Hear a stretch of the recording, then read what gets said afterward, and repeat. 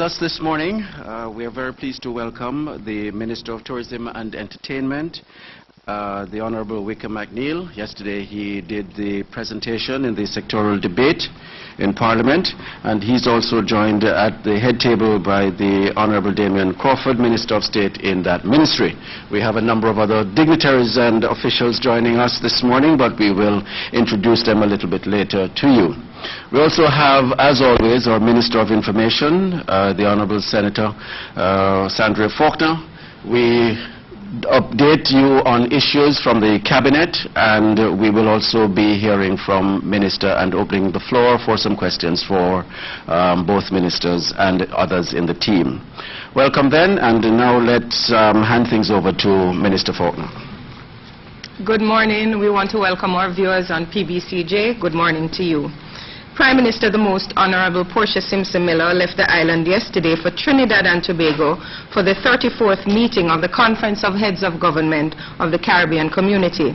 It will be held in Port of Spain, Trinidad from July 3 to 6, and the CARICOM meeting will be convened under the chairmanship of the Trinidad and Tobago Prime Minister. The Prime Minister is heading the delegation, and other members are the Honourable Anthony Hilton, Minister of Industry, Investment and Commerce, Ms. Anika Miller, Permanent Secretary in the OPM, Ambassador Paul Robotham, Permanent Secretary in the Ministry of Foreign Affairs and Foreign Trade, and there are other members from the Foreign Affairs Ministry. The meeting of the Conference of Heads will coincide with the commemoration of the 40th anniversary of the establishment of CARICOM on July 4. Measures have been taken by the Infrastructure Committee to ensure that projects are implemented more efficiently and quickly. Currently, all presentations to the Infrastructure Committee must have a report on timeline indicating every step from the issuing of the RFP, which is the request for proposal, to the point of submission. Each entity or ministry making the presentation has to explain any delay in moving the process forward. With this simple requirement, contracts are now being presented to the committee 6 months after the request for proposals are issued, compared to a delay of 18 to 24 months a year ago. Currently, several of the steps in the approval process now run concurrently rather than sequentially. And for the medium to long term, measures include the passing of specific procurement legislation will be done, and you will hear more about that when those legislation are available, pieces of legislation are available. Cabinet has ratified the award of a contract. It's a follow-on contract in the amount of $364,301 to Delarue International Limited for the provision of preventative and corrective maintenance for the MIDIS driver's license system. Delarue has been the sole provider of systems for the production of driver's licenses for Jamaica since 1984. It also provides specialized equipment and security materials to the Tax Administration Jamaica for the production of driver's licenses. Their scope of work will include the 2 years license, provision of preventative and corrective maintenance for 8 sites including Kingston, Montego Bay and Mandeville, an annual system check by a Delarue engineer, and the replacement of peripherals originally supplied by Delarue. The new contract is for 2 years, and the contract is from August 18, 2011 to August 17, 2013. There was a delay in the award of the contract, and this was due to the protracted negotiation with Delarue for the expansion of the system to include an additional processing site at the Portmore Tax Office. During the period of negotiation, Delarue provided maintenance work only. Cabinet received an update on HIV/AIDS in Jamaica. The presentations highlighted that HIV is prevalent among selected members of the population. They include adults 15 to 49 years, antenatal clinic attendees, female sex workers, men who have sex with men, inmates, and homeless persons and drug users. Cabinet was told that factors driving the epidemic include multiple sex partners, insufficient condom use, people with HIV who don't know they are infected, early initiation of sexual activity, and transactional sex. Cabinet has instructed that an interministerial committee be established to include the Ministers of Health, Education, Youth and Culture and Information to spearhead a program to engage representative groups in order to build awareness of the HIV/AIDS epidemic. Cabinet has approved 2 contracts for the supply of antiretroviral drugs. The contracts were awarded to Ranbaxy Laboratories Limited in the sum of $740,042 for 9 items, and to Mylan Laboratories Limited in the sum of $1,454,313 for 9 items. The Ministry of Health, through a grant from the Global Fund, provides antiretroviral drugs free of cost for the treatment of persons living with HIV/AIDS. The medication is provided through public health facilities and other treatment centers island-wide. Cabinet has approved the award of a contract for the provision of security services for the Sir John Golding Rehabilitation Center and the Hope Institute for a period of 3 years. The contract in the sum of $44 million has been awarded to Shack Electronic Security Limited. The 70-bed Sir John Golding Rehabilitation Center provides healthcare services to patients with physical alterations of body functions. The Hope Institute provides treatment and care to terminally ill cancer patients. Cabinet has approved a contract in the sum of $59.1 million for the expansion of the operating theatre facility Phase 1 at the St. Anne's Bay Regional Hospital. The contract has been awarded to Frederick Rodriguez and Associates Limited. The 250-bed hospital provides services for 10 specialist areas, including accident and emergency, general surgery, radiology, obstetrics, and gynecology. It has 2 operating theaters which limit the availability of services. The expansion will reduce current delays in surgical procedures and enhance the capacity to treat life-threatening emergencies. The 3,500 square foot facility includes, and that's the new facility, includes the construction of roof, reinforced block wall, and the installation of plumbing, electrical, surgical lights, medical gas system, fire protection, and a central air conditioning system. The duration of the contract for Phase 1 is for 9 months. Funding for the project is through the National Health Fund. And Cabinet has approved the appointment of members to the management committees of 3 hospitals for a period of 3 years effective June 17, 2013. For the Savannah Lamar Hospital in Westmoreland, the chairman is attorney-at-law Fred Hamerty. For the Percy Junior Hospital, the chairman is businessman Valentin Wint. And for the Cornwall Regional Hospital, the chairman is businessman Mr. Calvin G. Brown. And if you want to find out the other members of the boards, you may get it from the communications office here at the OPM. The management committees have responsibilities for setting of the terms of contracts, advising the regional health authority on all matters of public health in hospitals, monitoring the delivery of health care, managing the expenditure of all funds earned by the hospitals or forwarded by the regional health authority to the hospitals. And as you would have heard and seen yesterday, the Minister of Tourism and Entertainment made his presentation in the sectoral debate. Today he joins us along with the Minister of State, the Honorable Damian Crawford. And the Minister will speak a little later, in a few minutes actually. He will make a statement and then we'll open the floor for questions. But we also heard the concerns of members of the public about the toll increase, and today we have with us from the Toll Authority, Joan Fletcher, and Ms. Coleman Howlett from the Ministry of Transport, and they will answer any questions that you may have about the increases. Now, Minister, over to you. Okay. Good morning, everybody. Good morning, everybody. As you know, I spoke yesterday in Parliament, and in the sectoral debate, we covered a number of areas. Started by giving an overview of the performance of tourism, how it has been performing. Last year we finished stopover arrivals marginally up. Cruise was also up.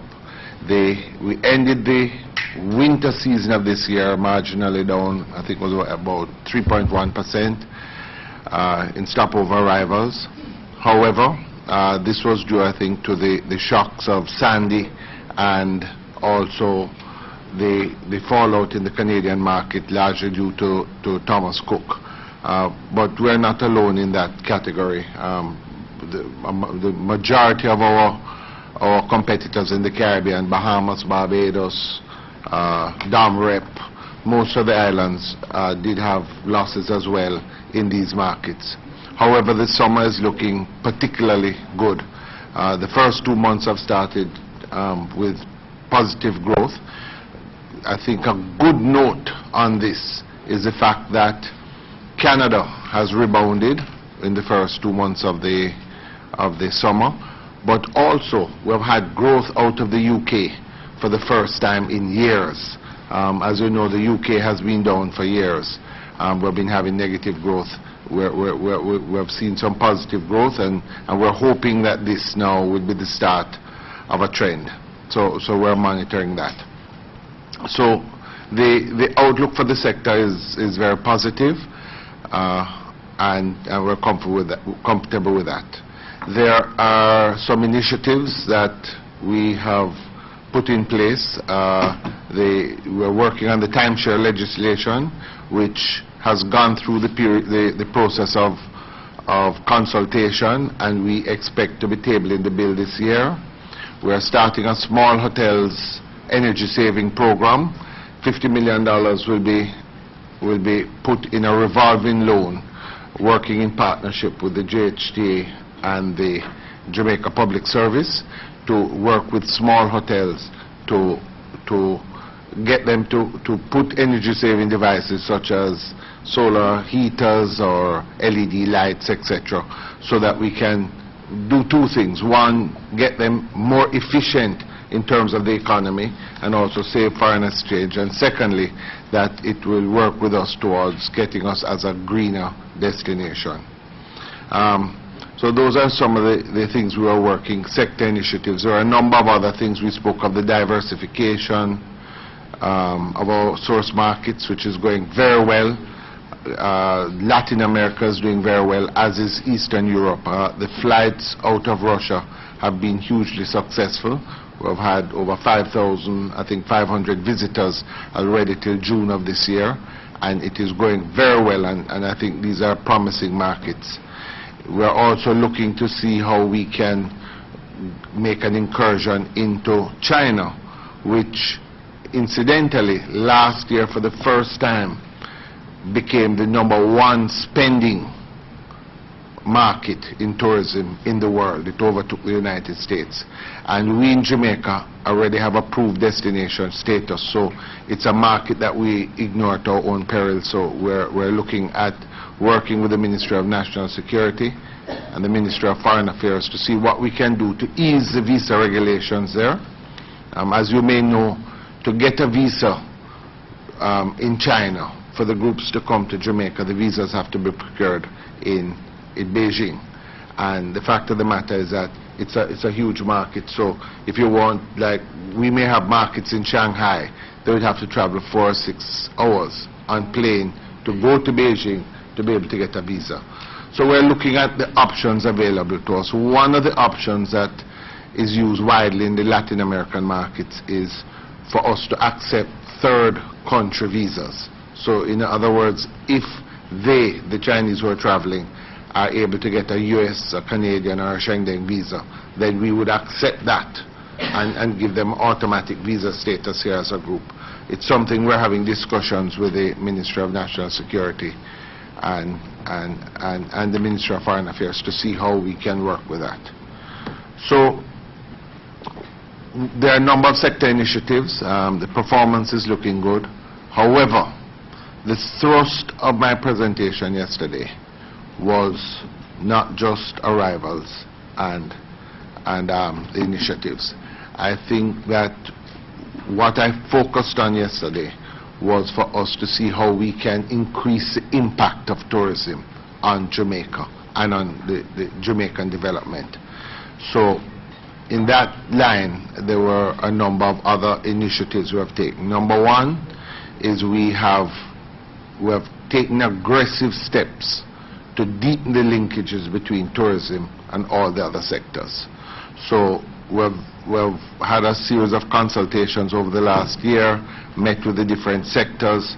I've gotten tremendous support from the JHTA, the Jamaica Hotel and Tourist Association, the Jamaica Manufacturers Association, from the Jamaica Agricultural Society, from the Ministry of Agriculture. All the bodies have come together, Exim Bank, and really had a lot of support. And out of it, we have set up a linkages hub in the Ministry of Tourism, which will be charged with bringing it all together and moving this process forward. It's chaired by a council, and the council, it is going to be governed by a council, and the council will be chaired by Donovan Perkins. So we've taken some steps there. Secondly, we felt that not just do we want to develop the linkages with those sectors, but that tourism had to be further integrated into the actual communities in Jamaica. So working with the with JSIF and the READY program, READY project, $350 million has been allocated for community projects to develop a craft policy and to further do some studies on the needs of the tourism sector, so that we can find what more we can contribute here in Jamaica to tourism. The fact of the matter is, the visitors are coming here. The visitors are coming. What we have to do is find a way that all the things that they consume, we need, now that we have the economies of scale, we need to produce them here so that the earnings from the tourism sector are returned in Jamaica. So we did those. The third thing that we looked at is the workers' benefits. And I spent a lot of time on this. Over the last year, we at the ministry, we've been having serious policy discussions on it. Late last year, or the middle of last year, we hired a consultant who's a specialist in pensions, who developed a paper for us on it. I met with the council early this year of the Jamaica Hotel and Tourist Association, and in that meeting they agreed to have a committee meet with us. The paper that had been developed by the consultant, we took it to the insurance association, and they also looked at it and made their comments. And we had a meeting between all the bodies and the JHTA, and out of this a concept paper was developed, and I officially wrote to the JHTA, and I'm very pleased at the response we have gotten after all of this consultation. The JHT at his last council meeting last Tuesday wrote and indicated to me that they unanimously agree with the concept. It is something they pledged to work along with me to develop this initiative. There are some things that we have to look at, because there are serious cost implications, and we have to ensure that we maintain the competitiveness of our industry. But I'm encouraged that we are on the right path, because we have to find a way that the workers in the sector do get their long-term benefits. And our studies have shown that less than 10% of the workers in certainly the accommodation sector, less than 10%, well, in the tourist industry, have a pension plan. The other thing we looked at was the housing for sector workers, and there was a confusion there. We have been able to clarify the confusion. As you may know, workers in the sector get a gratuity, and the gratuity historically was not part of what would be your salary, because it's seen as a tip. So when they were applying for mortgages, it was not part of the package. So the problem was the mortgage they qualified for was small, and they were not able to get houses. So what we have done is we have had discussions and clarified it with NHT. They have confirmed to us that the gratuities are considered as part of the package, which now allows us to look at the entire package for them to get their mortgages. And this, along with a program that was passed last year, which allows hotel sector workers who earn under $10,000 to get a 1% reduction in their mortgage rate. We now at the ministry have started to work very closely with the Housing Agency of Jamaica and the NHT to develop some projects that we can get more housing solutions for workers. Those two things we think are fundamental policy issues that we have to look at. The pensions for the sector workers and the housing benefits for them as well. So those are two things. The last thing that I focused on were transformational projects. Those of you who have heard me over the many years talking, I have always said that my feeling is that the Tourism Enhancement Fund should be a fund that does transformational projects. It must clean the place, do all the smaller projects. But what you really want is to have a transformational projects that change the face of what we have to offer in Jamaica. I thank the board because they've responded. It took some time to get the programs in place, but we have committed $1.2 billion to transformational projects that will be implemented in this financial year. And all the funding is coming from the funding at TF. And to remind you, the funding from TF comes from tickets that are purchased abroad by visitors, and it's put into the fund, and the fund is to enhance the tourism product. So of the $1.2 billion, we're doing a major transformational project in Ocho Rios. $400 million is going to be spent there. We'll be fixing up the entire cruise ship terminal, the facade, the parking lot, the entire thing. What we want is when persons are on the ship and they look down, they say, boy, I have to come off and come and visit this port. So we have all the architect's drawings, everything is done, all the plans are passed. The Turtle River Road, which takes you out of the cruise ship pier up to the island village, that whole road is going to be completely redone. Architectures, landscaping, walkways, the entire thing is going to be done along the lines of what is in place in Falmouth. Because if you will remember, some years ago, about 3 years ago, when the Falmouth Pier opened, I spoke at a function, I think it was a SSL function, on cruise shipping, and just made the point that the Falmouth Pier was going to take passengers from Ocho Rios and Montego Bay. And when I did it, it opened up a big firestorm. I had all sorts of people calling and attacking me in the media, etc. And I made the point that Falmouth is a positive. We initiated Falmouth, and Falmouth had to be done, because Falmouth, we didn't have a harbour that could take the Genesis class ships that were coming. So in order to get those, we had to do a Falmouth. But at the same time, when you're lifting that standard, you had to do work in the other ports to keep them competitive, or you are going to get an attrition. And Firestorm, well, we determined that we have to not just talk the talk, but walk the walk. So the $400 million that is there is going to transform Ocho Rios.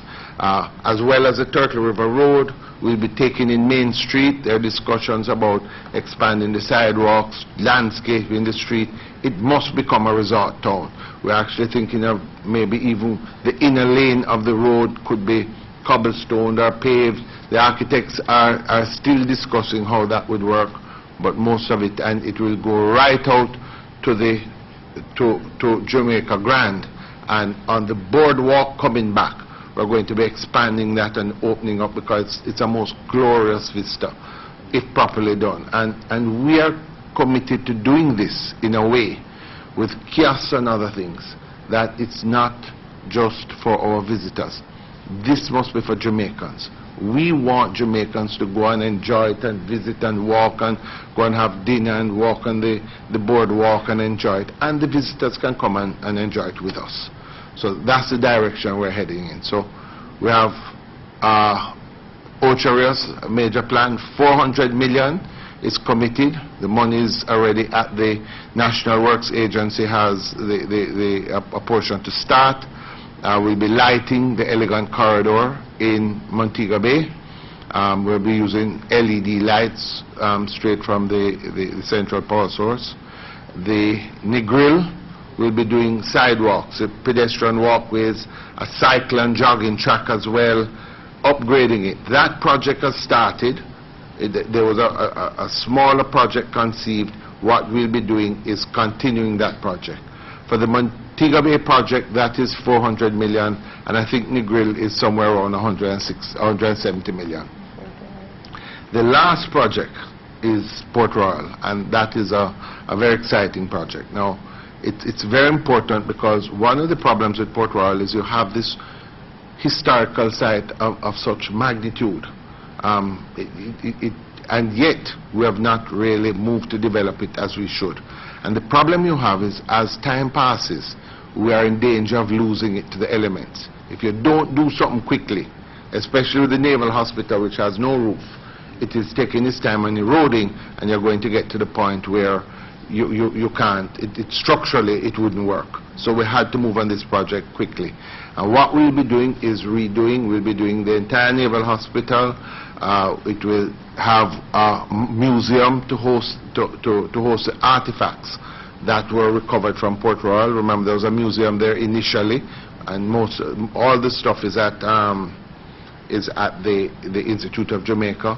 We'll be reopening that museum. We'll also be doing an interactive children's museum out there, and already we have constructed a cinema, a theater, very nice out there, and we are now upgrading the movie. We have a movie, but it needs some work, because you want a lot of oomph in these things. But to be exciting. To be exciting. The fact of the matter is that persons go, school trips, or you take your children, you go there, and they're asking you about Port Royal. You want to be able to go and spend 15 minutes in this theater and just sit down, and they get the visuals and see that history that Port Royal has to offer. So we'll be doing that. We'll also be doing a walkway that will join up the sites, the fort, along with the Naval Hospital, the church, etc. And we'll also be doing, we're working with the JNHT to see whether or not we can do an archaeological dig, and they will determine exactly where, and you fence it off and have working maybe with the university or overseas archaeological institute international, who have visited us and had discussions about it. If you do a dig and get persons down there digging, that in itself becomes an attraction, because people just like to see it. It's an interesting part of the whole experience. So we're moving on that as well. So these are some major projects. As well as the major projects, the TF, the Tourism Enhancement Fund, continues developing its smaller projects. One that I'm very interested in and driving, I think is very important, is one to develop the public beaches in Jamaica. The fact of the matter is that we have to ensure that we retain beaches across the length and breadth of the island, where ourselves as Jamaicans can go and enjoy our beaches. So we are working with all the agencies to determine which beaches will be there, and putting in place the plans to develop those beaches and sea parks, and to develop this program. Already some of the beaches have been identified, Burwood and I think Norman Manley Sea Park and Orchard. There are a couple of them that have been identified already, and work is slated to start on them, but that is also going to be a comprehensive program. So at the end of the day, it's what we're really looking at is to have an industry that brings persons in, viable that drives our economy, but at the same time that we want to ensure that we broaden the effects of tourism into more of a tourism for all. So we want to develop the community, the linkages, the workers' benefits, and of course what I just spoke about in terms of the infrastructure. And important to remember that as you develop this product, when you do this work in Ocho Rios, when you do this work in Montego Bay, when you do the work in Negril, and you enhance your product, what happens is that your partners, whether it is the hotels, the attractions, everybody, because you have lifted the standard, they now lift their rates. And once you lift your rates, you earn more and your yields are more. So we're very excited and encouraged about where we're going on, and we have already, having put these projects in line to be started, and I will say that the Ocho Rios project went out to tender last month. We expect work to start in September. All the projects are projects that are to be done this year. I think the lighting is supposed to be finished, the grill project by March or February of next year. So there are projects that we're doing now, but at the same time we are now developing the next wave of transformational projects. Last week we toured Falmouth to look at Falmouth. We've been having discussions with Port Antonio, with Spanish Town. We have not gone in physically yet, but as you can recognize, the actual work planning is very detailed that goes into these projects, and it will take us some time to roll them out, but we are going to be working on a series of these transformations. Thank you, Minister. And before we open the floor for question, I just want to introduce the team that's here with the Minister, and I ask that you just raise your hand and identify yourselves. The Director of Tourism, Mr. John Lynch, and we have the Deputy Director of Tourism, Sandra Scott. We have Janice Allen. Janice is not here. She is the advisor. She's just stepped outside. We have Miss Essie Gardner, Kingsley Roberts. We have Jennifer Griffiths, and we have, who is the permanent secretary in the Ministry of Tourism. We have Kingsley Roberts and Basil Smith, who handle communication. And we open the floor now for questions. Remember, we have Miss Joan Fletcher from the Toll Authority, and we also have Janet Coleman Howlett from the Transport Ministry, and they will answer your questions on the toll issues. Who do we recognize? Darren Luton. Luton. Darren Luton. Oh, he's yielding to Janine. Janine? Yeah. Jeline Pearson from RFM. Could you just tell us the overall figures for the tourism arrivals so far for the calendar year? The arrivals for? The entire figure from last winter to now. All right. The figures for last year, Jamaica had growth in stopover arrivals of 1.8%. Cruise arrivals were up 17.8%. As has been reported, stopovers for the winter period this year were marginally down by 3.1%. As I said, due to the decrease in room stock, seats out of Canada, and a contraction in room stock here. The cruise figures, I don't have the cruise figures with me. Well, we can here. get They're that around the back. I can get that from you. They're in the document. I can give you all the figures. Sir, a big number for everything. Yes, in terms of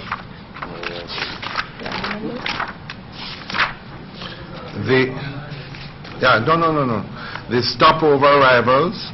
We had stopover arrivals. You want for when? For the winter? Yes. From winter to now, we had, from January to June of this year, we had 1,058,000 visitors. Last year we had 1,072,000, and the figure is down 1.3% over last year. Second question, what is the status of the Ritz-Carlton property? The Ritz-Carlton as a operator of a property here in Jamaica, the Ritz-Carlton has pulled out. The owners, the Rollins family, have been in negotiation with another group, Playa, who have come and had meetings with us, and they have indicated that they are in discussions. They have indicated that as soon as those discussions are complete, that they will give us a full briefing on it. However, I think one of the things is that it's a discussion between two private sector companies, and they are, I think that the public furor somewhat affects those negotiations, and so they are having those negotiations amongst themselves, and once it is finished they will come and give us the full details. I do know that it is intended, once the process is completed, that they intend to do a massive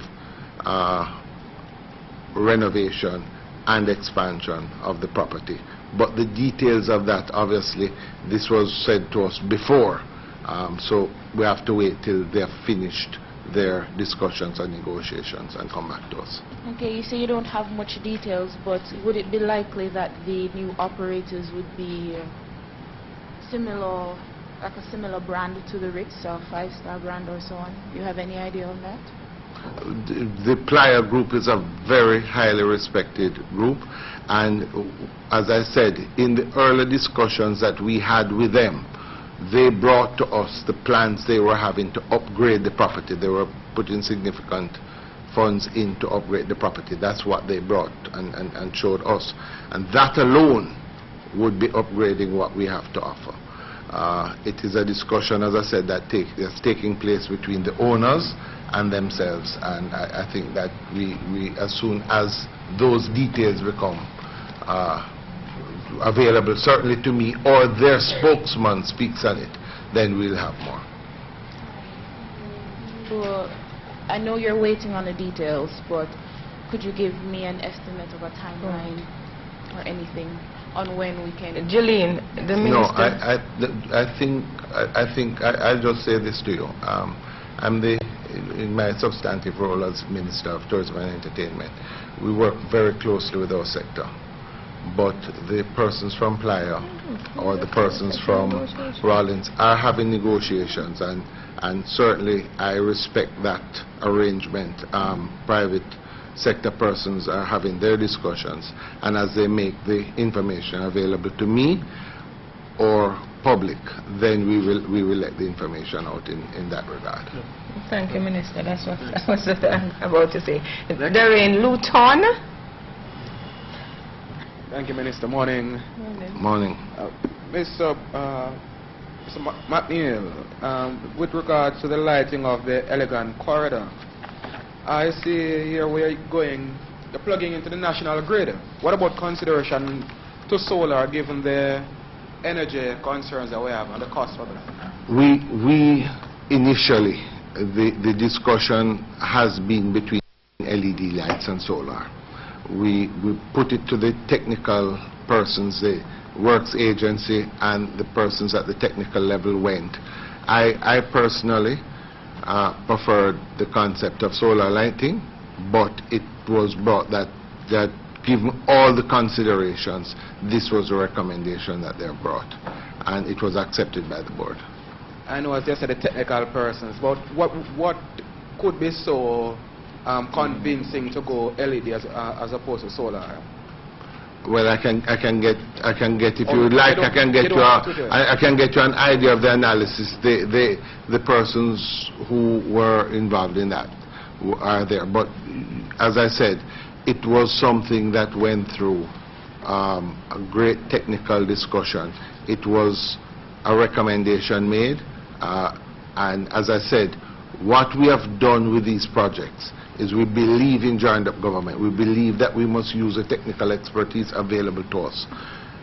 The National Works Agency is going to be charged with the process of putting in this system, and they were integral in that discussion, and at a technical level they were integral in making that determination.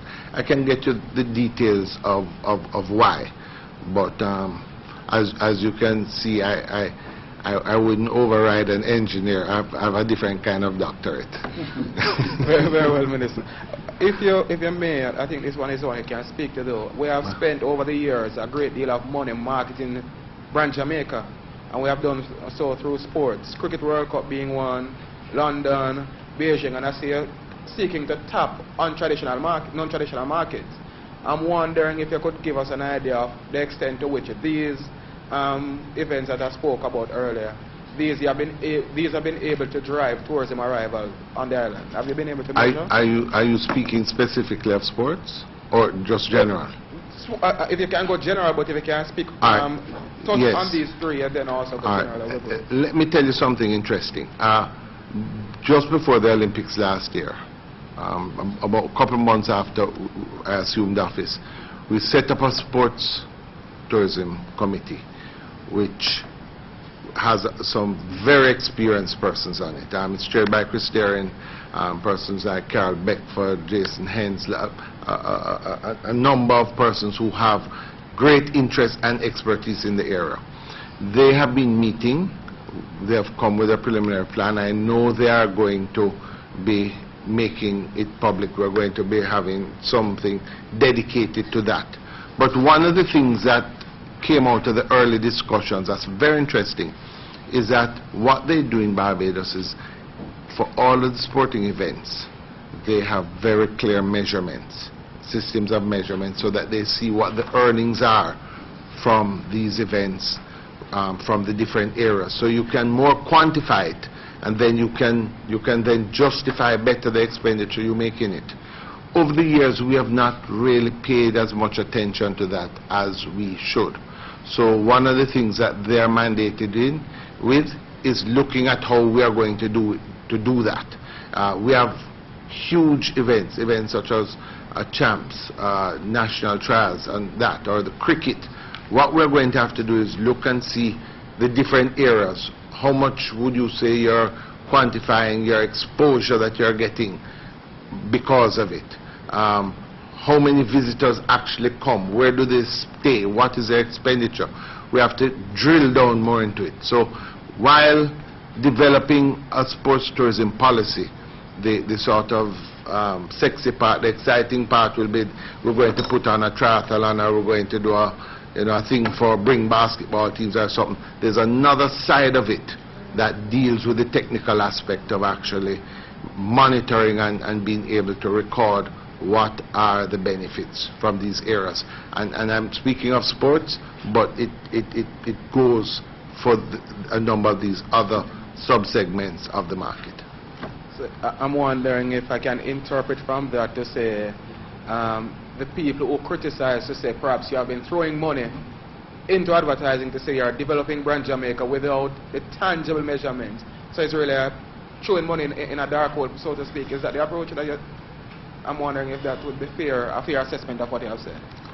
No, I don't know how you arrived at that assessment. No. I said something like sports tourism. Over the years, we really have had, our athletes have really brought great fame to Jamaica. The measurement of the benefit of a Usain Bolt is difficult. Any country you go to and you say you're a Jamaican, well, you hear Usain Bolt, Bob Marley. These things are intangibles, but they're huge. When you put on a cricket match, you're more able to say, well, 30, 40, 100, 200 persons came and stayed, and the average expenditure is this or that. What we have to do is start putting more into these sub-segments. In terms of the large market, we have, in terms of our general tourism, we have a lot of statistics. JTB does keep very comprehensive records. So we have that in terms of a general marketing. But I'm saying in these sub-segments where we want to target the markets, we want to do it in a very scientific fashion. So the committees that are being put in place to develop these markets are being given the mandate of also not just putting on events and those things and supporting events, but also to look at the research behind those markets. May I ask a question of your junior minister, sir? Sure. Mr. Crawford, in relation to the protection of reggae, can you give us some timelines to that and speak a bit more fulsomely for me on it? It was a bit short yesterday. Thank you very much.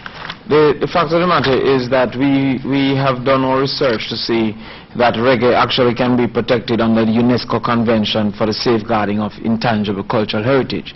Actually, evidence exists of other countries that have benefited from this, in particular Argentina, who did tango in 2009. We are following the same procedures, and it took Argentina 18 months to have tango actually pass the necessary steps that had to be there. However, in the conversation that UNESCO had, it says, tango is a musical genre that includes dance, music, poetry and singing, and is considered one of the main manifestations of identity for the inhabitants of Rio de la Plata region. Reggae fits perfectly into this designation, and we are going for reggae, dancehall and ska. We have already met with Jaipo. We know the cost, less than 100,000 Jamaican dollars, and we are embarking on that. So we sent off a communication for cabinet for noting, and immediately after we'll be embarking with Jaipo and the Ministry of Investment and Commerce on protecting reggae.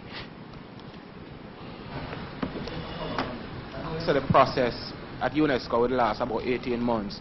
But in terms of our process here, how long would that take here? Well, if it goes on Monday, then we will start Tuesday. As I said, we have already started the process by engaging Jaipo, by doing the research, by finding out what the costs will be, by allocating the funds, and now we're just moving forward to ensure that all persons are informed and are on board. And the benefits? The benefits are a multiplicity of benefits. One in particular is that any use of the term reggae will have to also include Jamaica. There's actually a French band called Jamaica, a French reggae band. But if you're performing reggae, you'll have to now say reggae from Jamaica or Jamaican reggae. That name recognition is of great significance, but it also contributes to our positioning of Kingston as the cultural capital, and also trying to have Kingston be a creative city, again under UNESCO designation. So if we can show that reggae emanated out of Jamaica, in particular out of many Kingston areas, it will contribute to having Kingston be seen as a creative city, which also has funding implications from external funders. Any other questions? Ingrid from The Observer. Can we get a microphone to Ingrid, please? We have a microphone. Oh, wait.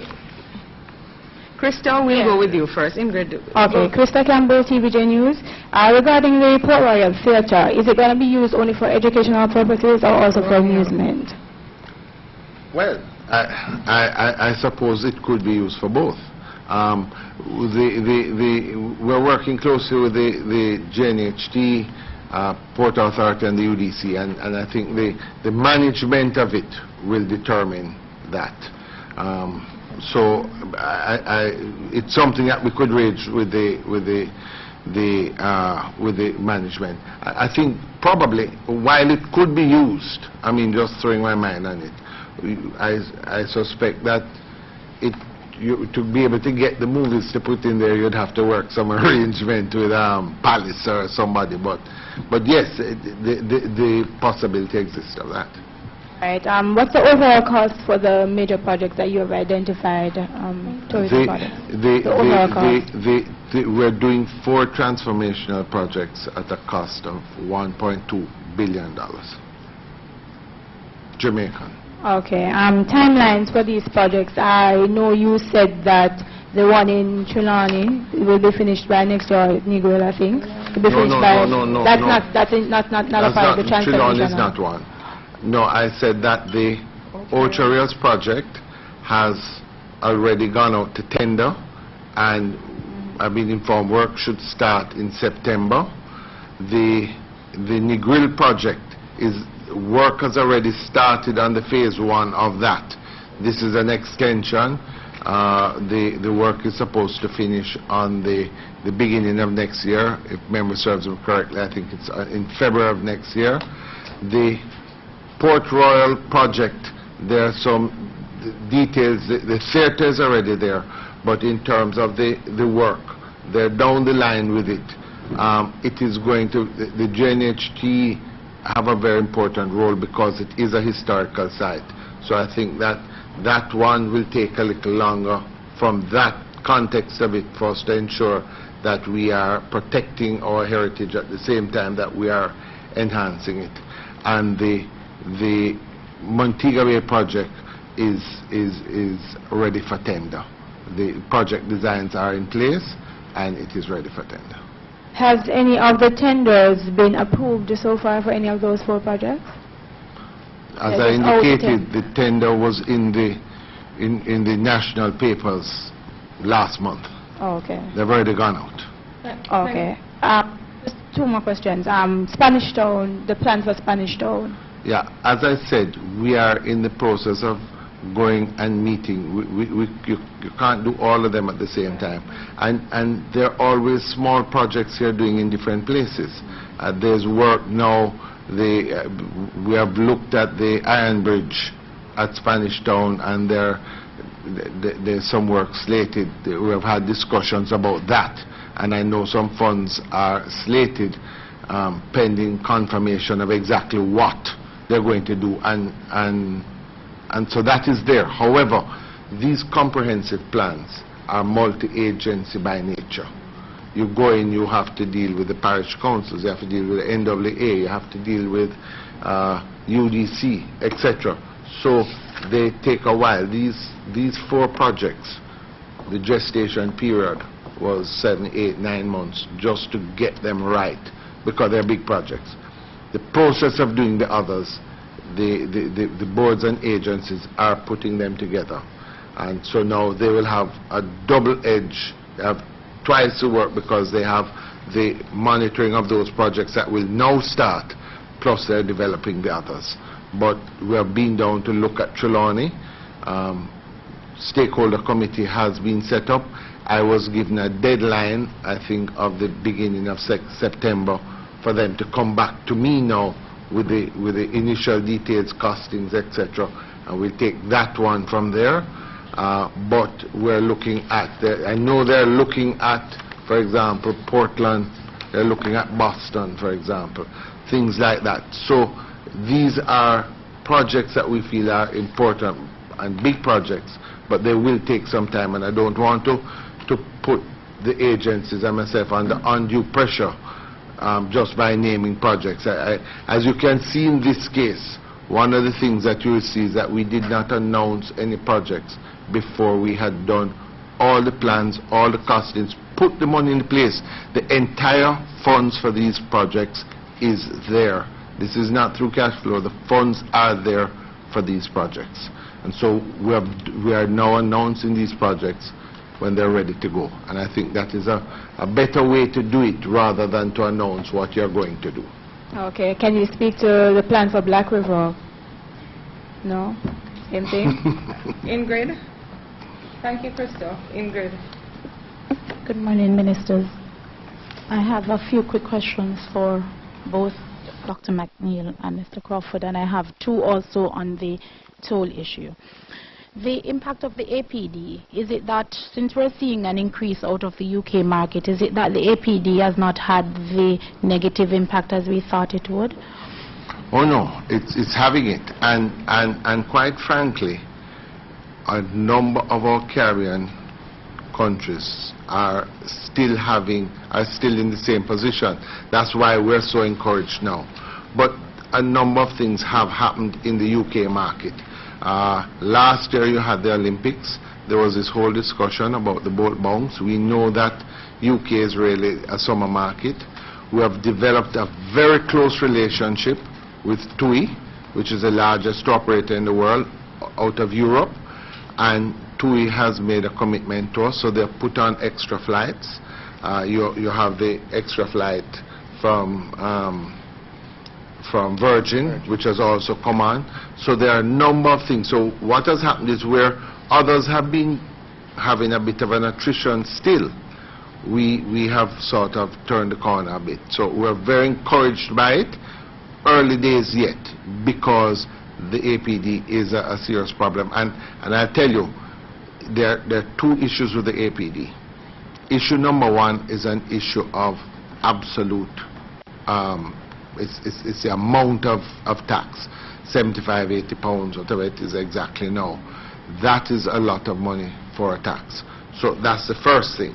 But the second thing is a relative issue, because what happens is we're in Band C, but the United States would be in Band B. So Hawaii would be a Band B. Orlando, Disney, Band B. So what happens is it puts you at a competitive disadvantage with the United States. That's why the Caribbean has come together under the CTO and been lobbying so hard through successive administrations, because it is having an absolute and a relative effect. But while we seem, I think that we're having some rebound there. It's early days. It was the first month, but usually what you find is a trend being set. So we'll monitor it as we go on. All right, let me speed through my questions. I'd love for you to elaborate a bit more, but time doesn't permit. The new leisure airline out of Canada into Kingston, Rouge, is that how it's pronounced? Rouge. Right. It doesn't fly into Montego Bay currently. No. So it's only Kingston. How do we, what sort of impact is it having then on the tourism market? Are we getting tourists coming into Kingston, and then are we transporting them into the other resort areas? What sort of plan is there? Let me say this. Rouge is coming to Jamaica. From January of this year, Michael Frisdale, the president of Air Canada, came and met with us, and we have started discussions with them. I think we need to look at the fact that the first revenue flight that Rouge has made is to Jamaica. Secondly, when they put the 767 out, they're going to be doing it to Montego Bay. It's going to be the first one they roll out will be to Jamaica as well. So that's for the winter, November. So what happens is that they're showing a lot of confidence in Jamaica. Now earlier this year, in the winter, as has been recorded a number of times, we had a fall off in seats, somewhere around, I think it was over 40,000 seats down out of Canada. Thomas Cook went down. Now, it affected all of us. Dom Rep, Cuba, Bahamas, Barbados, everybody had a down because of that. However, what has happened now is Rouge is coming in. They come to Kingston for the summer. Remember, they'll be taking it in the summer now, so a lot of that diaspora is coming in, and by coming in, they're bringing a bigger plane. So already there's a 13% increase. They'll move from 30,000 seats to 34,000 seats. But the important thing is, when they go from Toronto to Montego Bay in winter of this year, with the new equipment, they'll be moving from 65,000 seats up to 100,000 seats. So we're now going to get an additional 35,000 seats, which is an increase of 56% out of Rouge. And I think it's really a show of confidence, and I think Jamaica has a lot to be proud of in terms of this, and it shows a partnership between the two. As it regards the Ian Fleming Airport, I didn't hear you say much about Portland in your presentation, that side of the island. But do you think that were we to have commercial flights going into Ian Fleming, that this would augur well for tourism in that section? And if so, what sort of discussions are you having with your colleague ministers to make this happen, if any?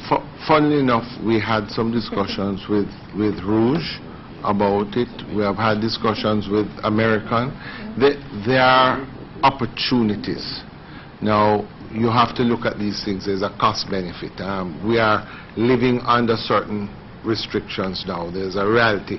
Anything we spend must have that return, because we have an IMF agreement, and we must be responsible in what we do. Now, I feel, and I think many in the sector feel, that certainly expansion of a Boscobel, work of this sort would go a long way to assisting with a Portland, with the expansion on Portland. We have looked around Portland to even find somewhere nearer, but we're not finding anything that would really work. So this would be an opportunity. I think what we have to do more is to explore the possibilities of partnership.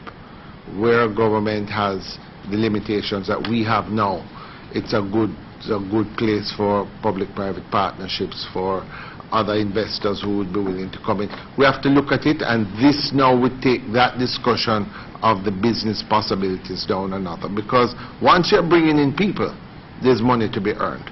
But whether it is that government should find the funds now for that expansion, it would be competing with other things, such as competing with schools or competing with hospitals.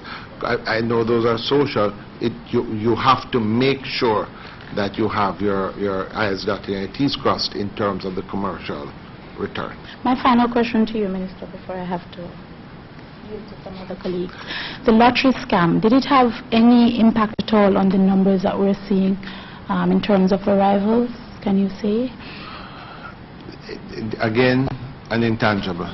None of these negatives can have a positive impact on tourism. That's an obvious point. But when they do exist, all we can do is work with our partners, work with the other agencies to try and mitigate the effects of it. I must say that I'm very pleased with the response from both the Ministry of National Security and the Ministry of Science and Technology. It was led by Minister Bunting and Minister Robinson, and they were out there.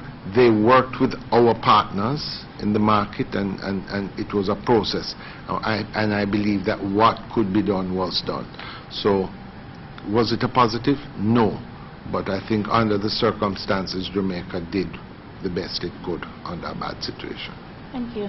Minister Crawford, the issue of the entertainment zoning, really what is the delay? We have heard these discussions for some time now. What is the real delay in implementing entertainment zoning areas across the island?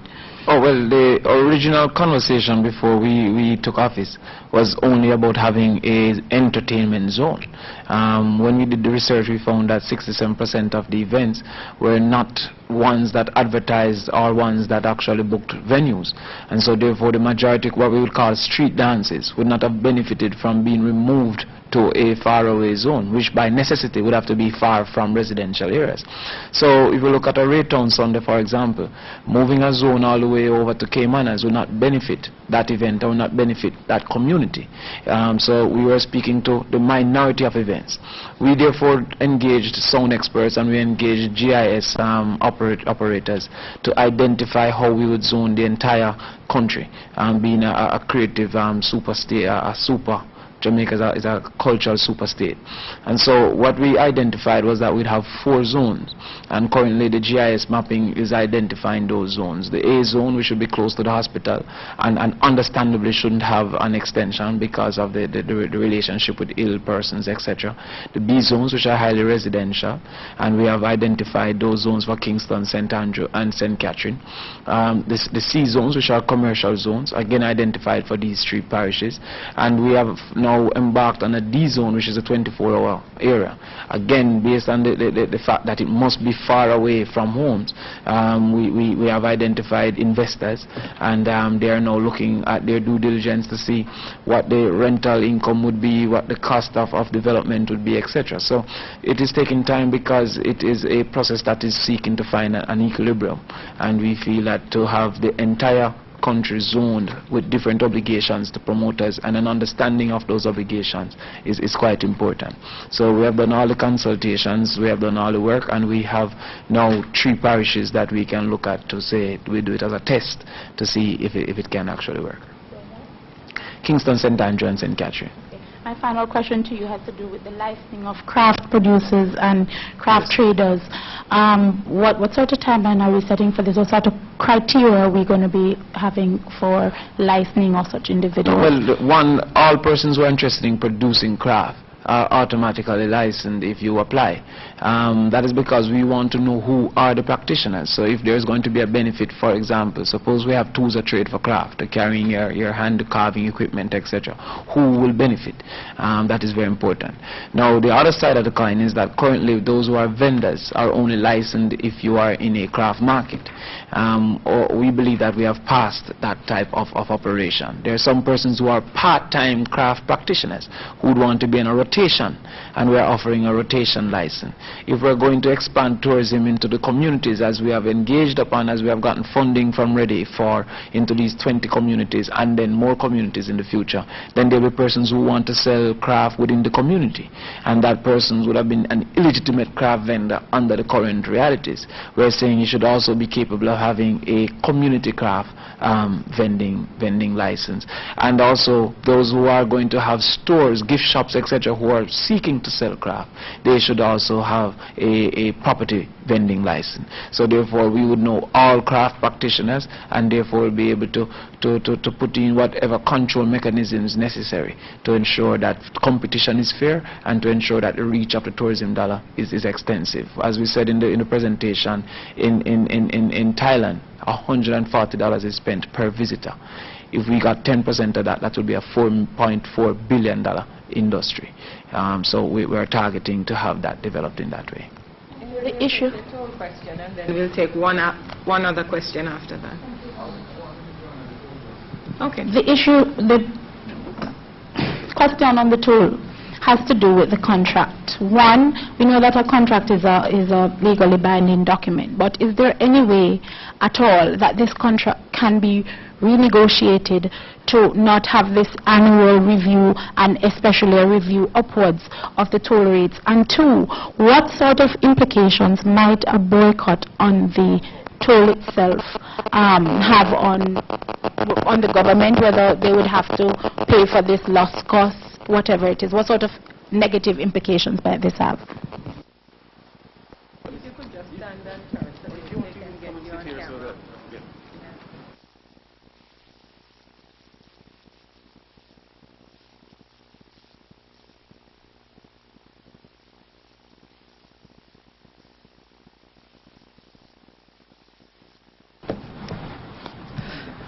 Okay, thank you. As it relates to the contract, it is, as you refer to, it's a binding contract between the government and the toll operators. Prior, when the contract was first signed, the terms were that there should have been an increase twice annually, and that was renegotiated to once per annum.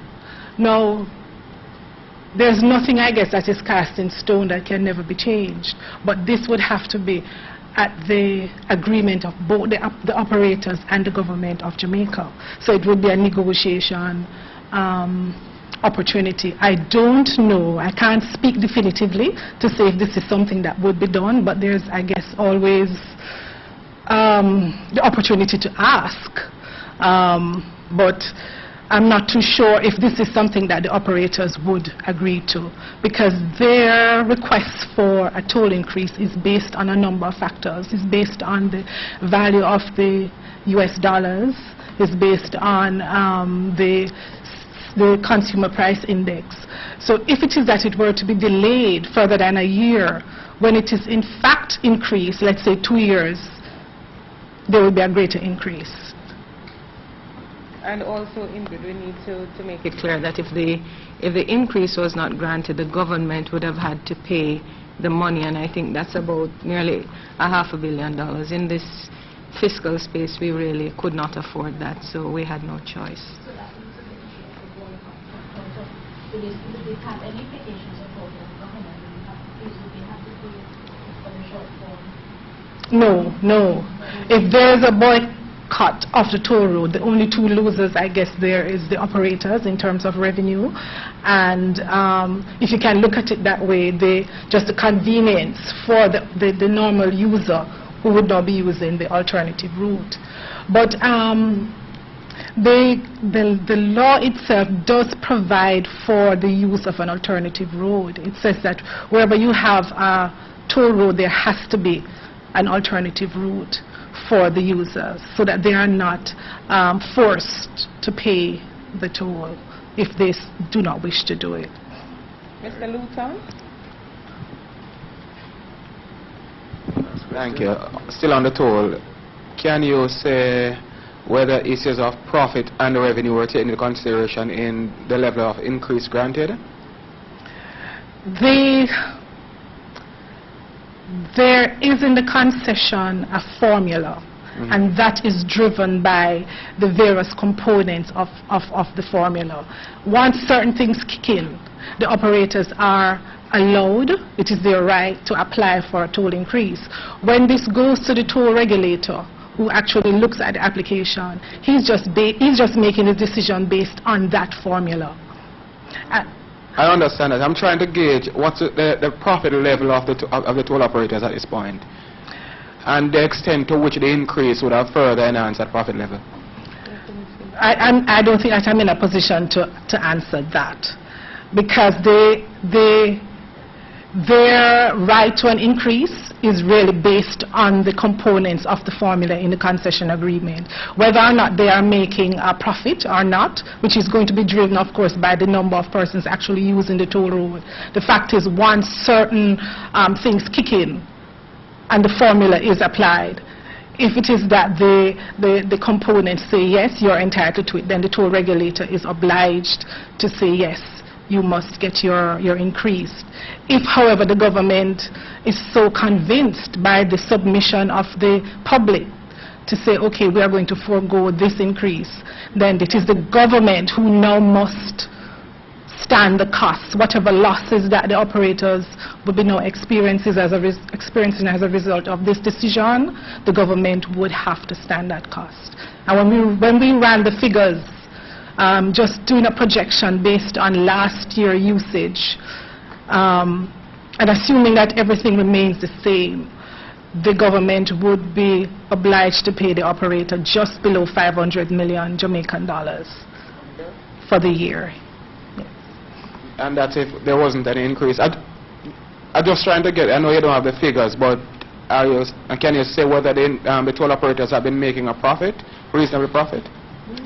I can't say. You see, the difficulty, is that they make their, when they built the toll road, they made their projection based on what they would have considered to be reasonable usage.